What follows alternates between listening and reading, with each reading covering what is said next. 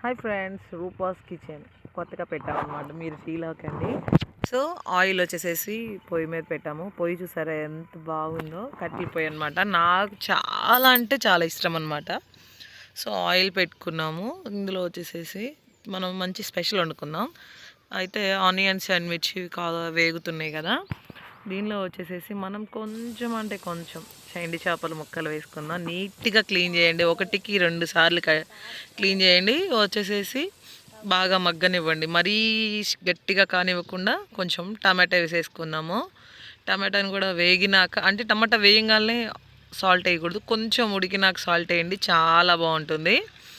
వచ్చేసేసి నీట్గా మగ్గనివ్వండి, మూత పెట్టుకుందాము. బట్ నేను మీకు మూత పెట్టకుండా తీసినప్పుడు చెప్తున్నాను. సో కొంచెం పసుపు వేసుకొని కొంచెం మళ్ళీ తిప్పుకుందాం, ఎందుకంటే కింద పొయ్యి కదా, అడుగంటుతూ ఉంటుంది. సో కూర అయితే చాలా టేస్టీగా వస్తుంది. ఇదిగోండి, ఇది మనం ఇంట్లో తయారు చేసుకున్న గరం మసాలా అనమాట. చాలా అంటే చాలా బాగుంటుంది.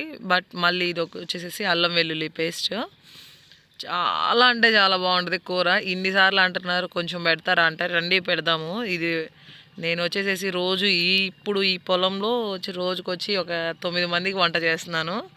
సో మీరు కూడా రండి, వచ్చి వండి పెడతాను, ఏమి ఇబ్బంది ఏం లేదు. తినాలనుకుంటే కామెంట్ చేయండి నా ఛానల్కి, ఓకేనా. అండ్ కారం వేసుకున్నాము.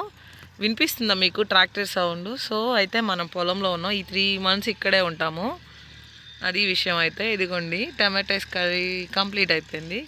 చాలా అంటే చాలా బాగా వచ్చింది. బాగుందా?